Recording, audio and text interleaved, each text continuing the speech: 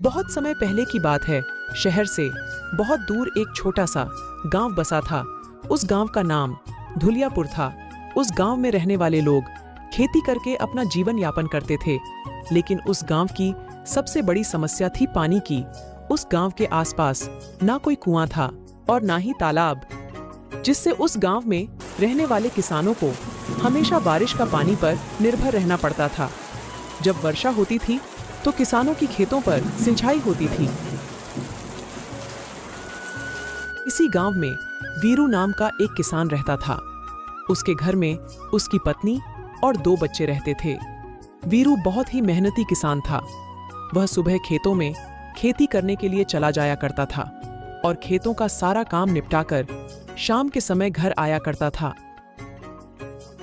वीरू की मेहनत की वजह से उसकी फसल काफी अच्छी होती थी और अच्छी फसल होने के कारण उनकी फसल काफी अच्छे दामों पर बिक जाया करती थी।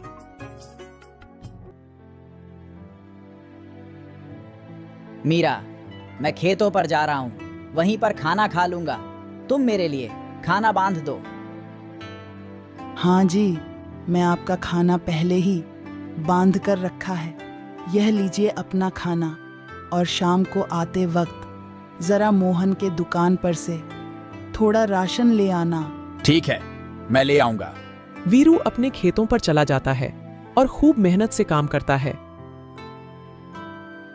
थोड़ा थक जाने के बाद एक पेड़ के नीचे बैठकर खाना खाता है और थोड़ी देर के लिए आराम करता है।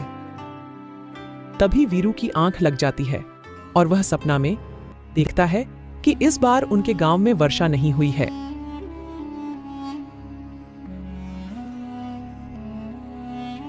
और सभी किसानों की फसल वर्षा न होने के कारण उपज नहीं पाई। इस सपने से वीरू की आंख खुल जाती है। हे भगवान, मैं यह सपना देख रहा था। यह कैसा सपना था? अगर वर्षा नहीं हुई तो मेरे सारी फसल बर्बाद हो जाएगी। नहीं नहीं, ऐसा नहीं हो सकता। हर साल तो वर्षा होती है, इस साल भी वर्षा जरूर होगी। या मेरा बस सपना ही है। ऐसा सोचकर वीरू वापस अपने घर जाने लगता है। तभी वह देखता है कि गांव में कुछ लोग बातें कर रहे थे।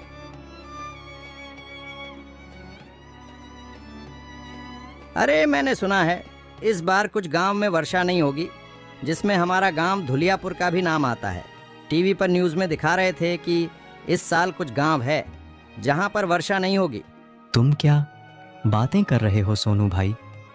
अगर वर्षा नहीं हुई तो हमारे खेतों में फसल कैसे लगेगी?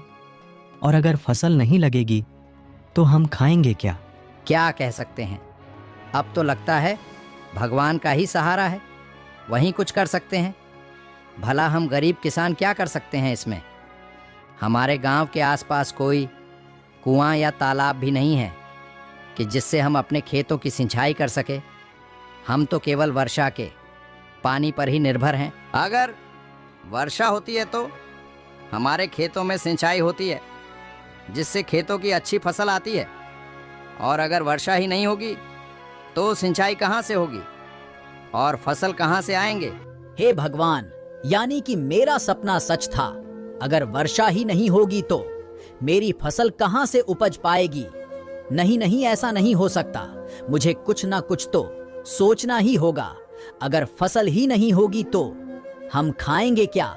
एकमात्र फसल ही है हमारा सहारा, जिससे हमारा जीवन यापन होता है। और अगर वही ही नहीं उपजी तो हमारे पास तो और कुछ नहीं है फसलों के अलावा। नहीं नहीं, मुझे तो कुछ उपाय सोचना ही होगा। ऐसा कहते हुए वीरू घर को चला जाता है। आ गए आप, बैठिए, आपके लिए खाना दे देती हूं। आप इतने परेशान क्यों दिख रहे हैं? क्या हुआ? मीरा, गांव के लोगों का कहना है कि इस बार वर्षा नहीं होगी। इस बार गांव में अकाल पड़ने की संभावना है। अगर ऐसा हुआ तो हमारे फसल तो उपज ही नहीं पाएगी, और फसल नहीं उपजी तो हम खाएंगे क्या? ए जी, ये तो बहुत बड़ी समस्या है। अब हम क्या करेंगे? वही तो मैं सोच रहा हूं, कुछ ना कुछ तो करना ही होगा। हाँ ठीक है, हम कुछ ना कुछ सोच लेंगे। पहले आप खाना खा लीजिए, वीरू का परिवार एक साथ बैठकर खाना खाता है और सभी सो जाते हैं, पर वीरू की मानो जैसे नींद ही उड़ गई थी। सारी रात वह यह सोच रहा था कि अगर वर्षा नहीं हुई तो मेरी फसल का क्या होगा। नहीं, मैं ऐसा नहीं होने दूंगा। मेरी फसल बर्बाद नहीं होगी। मैं जरूर फसल लगाऊंगा, और वर्षा नहीं हुई तो क्या हुआ, कुछ ना कुछ तो उपाय मैं जरूर निकालूंगा। वीरू ऐसा सोच ही रहा था कि तभी वीरू का ध्यान सोनू के बातों पर जाता है। अरे, मैंने सुना है इस बार कुछ गांव में वर्षा नहीं होगी, जिसमें हमारा गांव धुलियापुर का भी नाम आता है। टीवी पर न्यूज में दिखा रहे थे कि इस साल कुछ गांव है जहां पर वर्षा नहीं होगी। तुम क्या बातें कर रहे हो सोनू भाई? अगर वर्षा नहीं हुई तो हमारे खेतों में फसल कैसे लगेगी? और अगर फसल नहीं लगेगी तो हम खाएंगे क्या? क्या कह सकते हैं, अब तो लगता है भगवान का ही सहारा है, वही कुछ कर सकते हैं। भला हम गरीब किसान क्या कर सकते हैं इसमें? हमारे गांव के आसपास कोई कुआं या तालाब भी नहीं है कि जिससे हम अपने खेतों की सिंचाई कर सके। तभी वीरू को एक उपाय सूझता है। हाँ, यही सही रहेगा।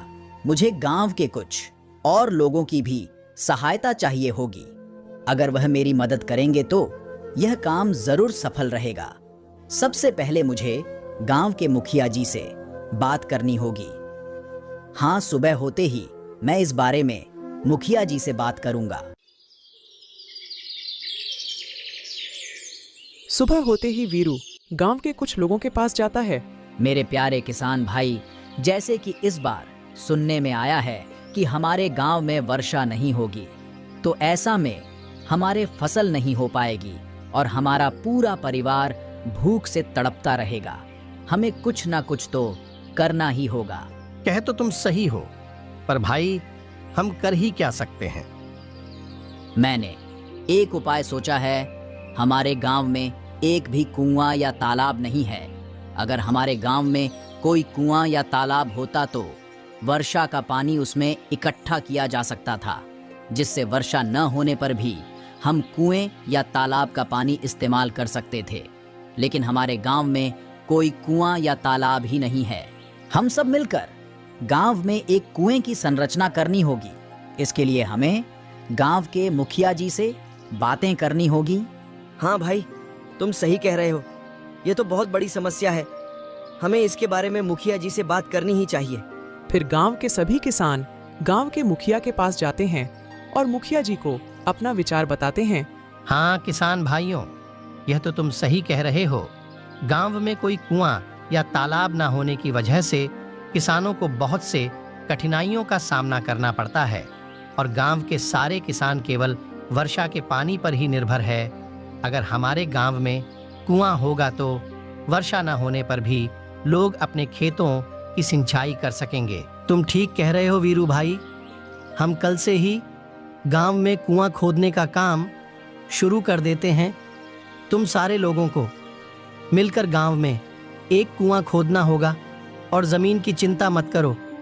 मेरे घर के पास पीछे वाले बगीचे में तुम सब कुआं खोद सकते हो। सारे किसान इस पर सहमति जताते हैं और अगले दिन से ही गांव में कुआं खोदने का काम शुरू हो जाता है। कुछ ही दिन में कुआं खुदकर तैयार हो जाता है और बहुत गहराई तक कुआं खोदने के बाद कुआं में पानी नजर आता है। पानी को देखकर सभी किसान भाई बहुत खुश हो जाते हैं। सभी किसान ये बात गांव के मुखिया जी को बताते हैं। मुखिया जी भी इस बात से बहुत खुश होते हैं। वह मेरे किसान भाइयों, तुमने तो कमाल कर दिया। आखिरकार तुम सब ने मिलकर हमारे गांव में एक कुआं खोद ही दिया। अब तुम सारे किसान मिलकर बारी बारी से सिंचाई करना।